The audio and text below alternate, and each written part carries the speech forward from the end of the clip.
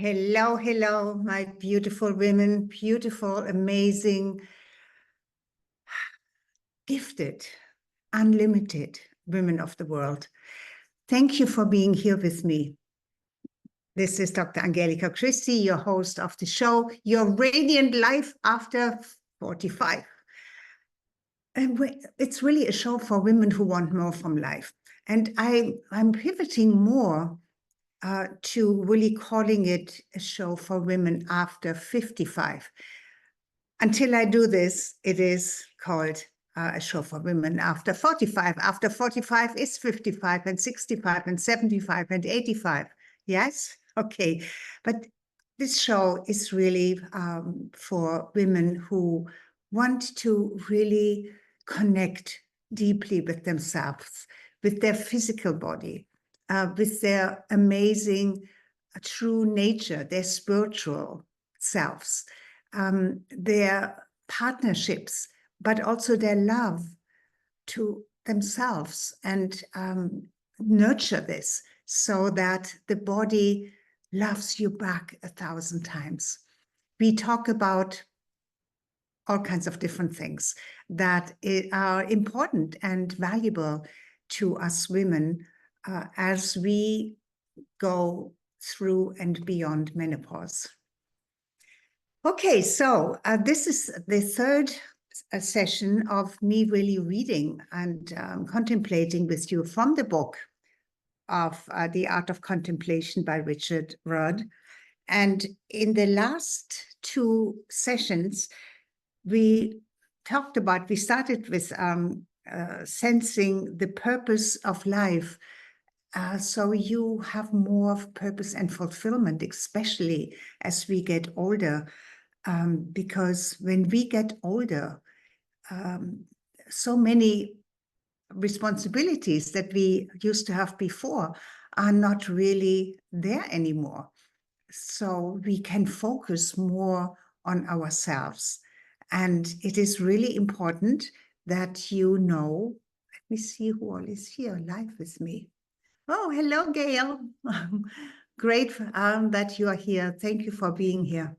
Okay, so as I said, women really want to know how they can contribute to this new earth, to this awakening, to the new self as we are moving higher into a frequency of love, the chakra, the heart center, which really started this shift, and the different energies that are coming in started in 2012 and will continue for 1,000 years plus. So we are just at the beginning of this major shift. And contemplation is something that I discovered. I mean, I always knew about it, but this book by Richard Rudd has really fascinated me. And that's why I want to share it with you. And in the last two episodes, I spoke about I breathe, therefore I prosper, how our breath is really what is life all about. Our breath is so important. Of course, everything is important in our physical body, but the breath is kind of something that creation is itself. It breathes life into the animated. It breathes life into everything that exists. And the ultimate goal of contemplation is to bring both of our inner and outer lives into balance, into harmony. Because if it's not, then we are in conflict and we suffer and we are in pain, emotional pain. And we don't really know why, but very often it is really a misalignment of our outer self with our inner self. So we have to take care of both the inner self and the outer self. Okay, so we talked about the contemplation through time and the importance of the pause. I think I gave you something to practice, that maybe every hour you want to pause just for, if it's for 30 seconds or for a minute, but just consciously pause And if you are involved in something that you cannot stop doing, just become aware of slowing down that which you are doing just for a moment. So your whole body can realign itself and can become in harmony with its highest vision and its highest purpose. Okay, then we talked about the magic of the pause, the gap, and the pivoting. That very often in life we pivot because something is shifting, something is changing. We never ever stay the same. And sometimes with women, we know this. This happens in cycles. With me, it's every 10 years. There is something shifting and pivoting between 10 and 11 years. And that time has arrived again. So I know that a lot of things have been changing in my life, in my physical body, in my spiritual and emotional, mental development. It's just a whole new world has really opened up. And so insights are really, really important. Okay, so what I want to do today, I want to talk about breakthroughs. And here in this book, it talks about the breakthrough in a particular way. A breakthrough occurs as we practice contemplation. Just as our first confirmation comes as a mental insight, the second is experienced as an emotional breakthrough. As the word signifies, this confirmation comes unexpectedly and powerfully as a transformation of some aspect of our emotional behavior. Often, the first stage of this breakthrough is simply to see our emotional shadow patterns, objectively, maybe, for the very first time, because very often our emotions just run away with us. But if we can pause and become aware of the emotion that is present within you, you can actually work with it, you can shift it, you can change it. This may come as a shock when you realize it sometimes how your emotion gets away with you and just drags you into a feeling that happens throughout your body of pain, of heaviness, of regret, of fear, maybe. All of this usually is triggered by experience from the past. It's an emotional trigger. What is triggered sometimes by an outer event is a memory, right? And that memory is mental, but the emotion is very, very closely attached to it. So seeing the pattern clearly then leads to the gradual dissolution of the problem as our awareness continues to chip away at that pattern. Eventually, our contemplative practice completely transforms the old negative shadow, and it no longer haunts us or causes us pain. The pain we sometimes just become accustomed to because it's an automatic. Something gets triggered, we are falling into the same patterns. And pattern interruption is something that is powerful, but you need to become aware of it first. So breakthrough can come either in the form of a sudden realization or as a steady emotional expansion as we uproot an old paradigm that has dogged us and pulled us down. Maybe even our relationships. Of course, the most important relationship is the one that you have with yourself. In most cases, breakthroughs last a considerable period of time, since we are letting go of patterns that formed a long time ago when we were even children.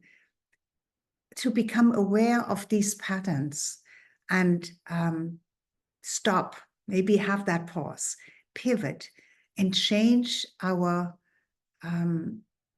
emotion that is automatically triggered to an emotion that we rather would like to have already chips away at that old automatic pathway. Yes? Okay, so there are 3 stages of the breakthrough, and it is allow, accept, and embrace. So the first stage is about allowing the painful feeling. Whether the feeling is anger, fear, numbness, resentment, grief, or any other emotion, the first step is to simply allow yourself to feel it. Yes, feel it emotionally, but don't get hijacked by it. Just feel it. It's almost like you feel it without going back into it. You just notice you have an emotion. You have an emotional feeling. You don't have to like it or accept it, so you can stay objective to it. Don't get pulled into it, but see and feel that it is there. You can even really hate the feeling, but don't get pulled into any emotion too strongly. To allow the feeling is to provide some space around it. When you don't push it away right away or feel pulled into it, you actually, when you acknowledge it, just for it to exist, to be there, you immediately create some space around it. And that space is so important.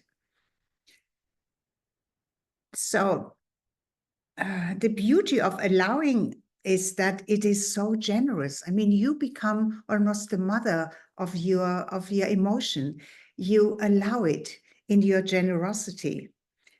It just opens the door a little, as much as we are comfortable with. So you don't have to, jump right into it, but just open the door to it, acknowledge it, it's there, and then know that you have space around it and that you can now do something with this. But if it becomes too violent right away, you can close the door again if it's too painful, and do it again another time, opening the door gradually so that it can open wider over time. So that's the first stage, to allow it to be there, acknowledge it. The second stage occurs when we have done a certain amount of allowing, then acceptance occurs. As we begin to get used to the discomfort that may still be there, it will still be there. We realize that the emotional pain will not kill us. Even if it seems overwhelming, it sometimes can even seem terrifying. But if it makes you feel irritated or deadened or filled you with rage, any of those emotions can come up, but just notice it, just allow it to be there. But as we come to accept a negative pattern, it is rather like taking in a stray dog or a cat that has been abused. It takes time to rebuild trust. That hurt part of our psyche needs this acclimatization period in which we gradually come to realize the depth of our pain, whereas allowing makes space for all manner of feelings and extremes. Acceptance brings us into a deeper and more mature place in which we are authentically facing our own pain or difficulty with love and understanding. You see, that's the difference. Not pushing it away, not feeling, oh my God, how could this happen to me? Me, who is so wonderful, so straight, so truthful, so, positive. But these things from the past, if you haven't really released them, will always come up. So we are now getting into something that's contemplation, to see what is, right? So the final stage is embracing. And it is the culmination of any breakthrough, really. Once an emotional shadow pattern has been fully accepted at the deepest level, it is effectively purged from our system. Let me read this again, because I think this is really important. You may want to write this down.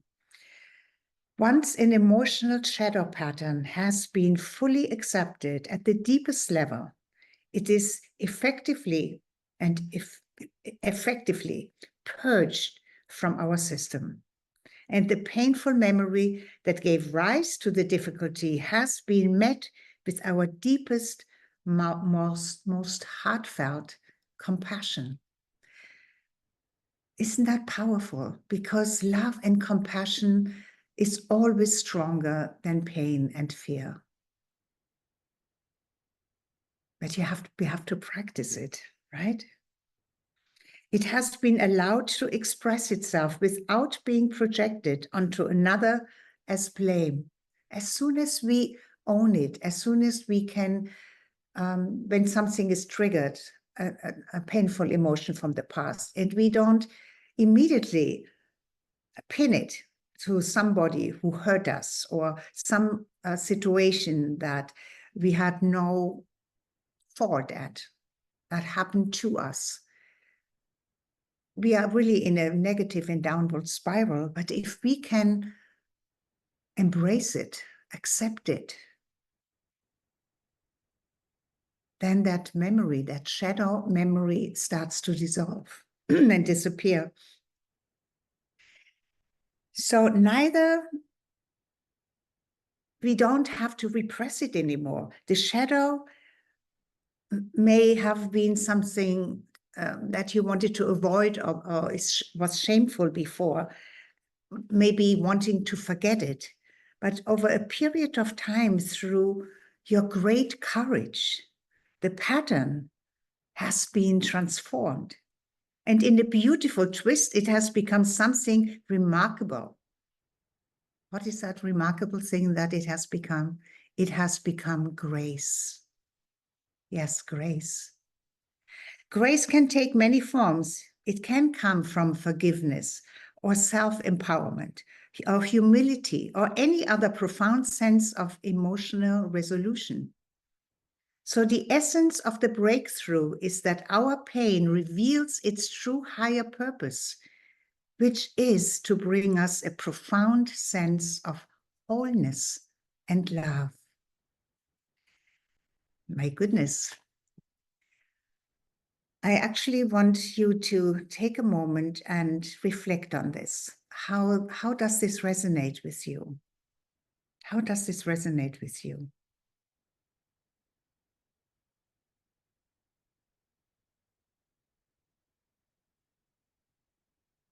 Can you imagine, can you feel into how it would feel when all of your painful shadow selves, memories could be met in this way of allowing it to be there first, recognizing it,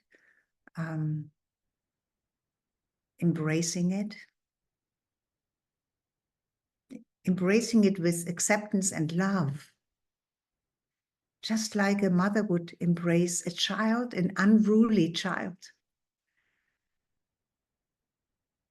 There is no pushing away that helps an unruly child. There is no condemning or punishment that helps the unruly child. What helps? Your love, your compassion, your acceptance, your gentle embrace, your allowance. That's what the medicine is, right? And we often need to take our own medicine. There is no resolution or solution outside of us. It is all happening within us. And yes, we can read amazing books like this that make us aware of how we can tackle these things that we don't like to have in our life, how we can align our true being, which is the highest expression of unconditional love and beauty and radiance and balance and harmony, in accordance with our higher forces, including the beautiful nature. The very nature of our being is love. I mean, just see nature, observe nature. And even when the lion kills the antelope, it is an act of love. And you see it in the antelope. She may run, but then she stops and then she surrenders, because that's what the lion needs to eat.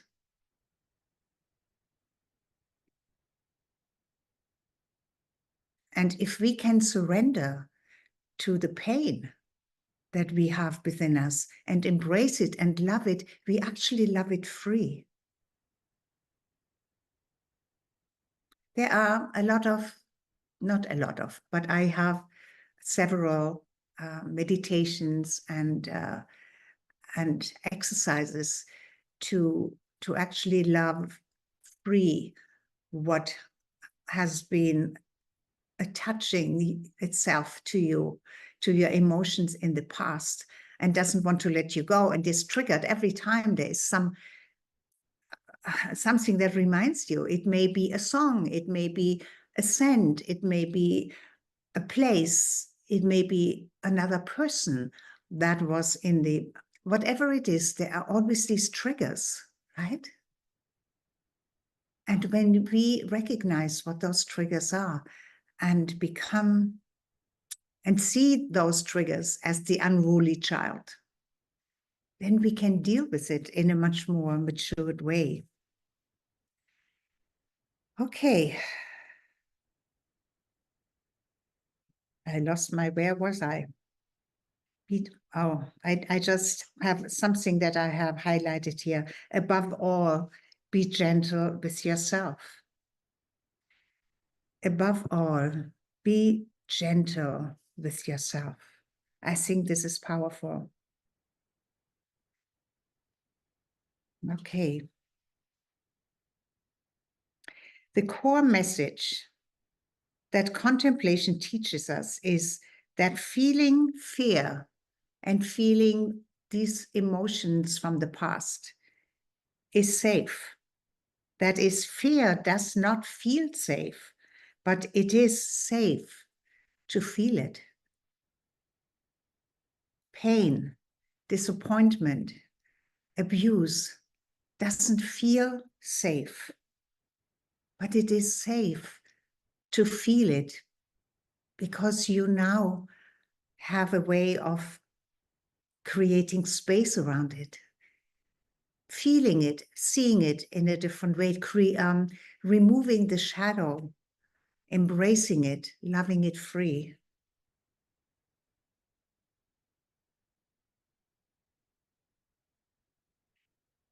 And here's something that is a nice analogy. It's when someone is physically wounded, our immediate instinct is to behave gently and calmly around them, right? Contemplation applies the same wisdom inwardly. We all carry tender emotional wounds of one sort or another. So instead of flinching, we are softening into our emotional pains in whatever way they have been in our past, or they get triggered in whatever way. Likewise, in your personal and professional relationships, it's vital always to consider the feelings of the other, just as when you know how to take care of your own emotions and feelings, then you have so much more understanding about how to feel into the emotions of somebody else without getting pulled into it and drown in it. But you do understand, and you can feel compassion. We must be honest, but we must also be gentle and considerate. The softer our touch, the greater the opening will be. The softer our touch, not just the physical touch, but the touch, the internal touch, how we embrace our pain. The softer we can do this, the more powerful it will be for us. So pivoting is about dealing with the unknown, with change, and with the unpredictability in life. It is also the knife edge of contemplation. Like a scalpel, pivoting can be used to cut out dishonesty from our inner life. It takes courage to lean into our wounds. Challenges and shadows are in the way, but the reward of the process are exponentially great compared to the difficulties. The technique of pivoting, what we just did, what I was just talked about, is a way of pivoting, because we are changing how we relate to something, right? So the technique of pivoting may do the surgery, but our ongoing contemplative practice, contemplating about it, we become better and better, and it will heal the wounds that maybe we have exposed in one way or another. It is rare to find a human being without some imprint of trauma in their emotional life. The great antidote to trauma is love. There's much hype in the modern world about the true meaning of love. Few are those who have truly discovered the source of love inside their human heart. Yet this is the reward of the art of contemplation, as our awareness continues to open deeper pools of calm. Old patterns and pain come to the surface for healing. And out of these patterns emerges our higher purpose in the world. You will get such an amazing and deep understanding of you in this world, your incredible capacity to not only heal yourself, but heal others just by your understanding, your compassion, how you respond, right? So the great love is really the fathomless mystery of the human heart. All our knowledge and science and self-importance falls away in the presence of love. It is this love that we come from, and this love that we will return to. So this pure love, through hard-earned and seldom witnessed on our earth, is the ultimate reward of the deeper reaches of contemplation. Those few who have embodied this love throughout history have found few words to describe it. They speak of it as an indescribable peace that resides in the human heart. It is this heart of peace that lies buried like a glittering gem inside each of us.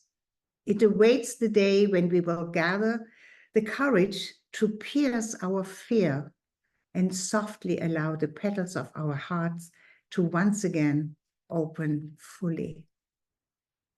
Yes, and I want to end with that, because it's the time to end this. And I really would love to for you to contemplate. Contemplation as a practice to return to love, to open your heart even more, to heal yourself, your physical being, your physical body, your emotions, your mental fluctuations. Bring that peace and that space into your being, because the world is chaotic out there, but peace resides within you. And in the most chaotic times, you can be at peace. So let us practice that. Yes. So thank you so much for being here with me today. And I am so looking forward to your responses, your remarks, and also what you want, how do you want to implement this in your life? Okay, so please be with me again next Saturday, and let us practice contemplation as a way of loving ourselves more and loving the world more. Okay.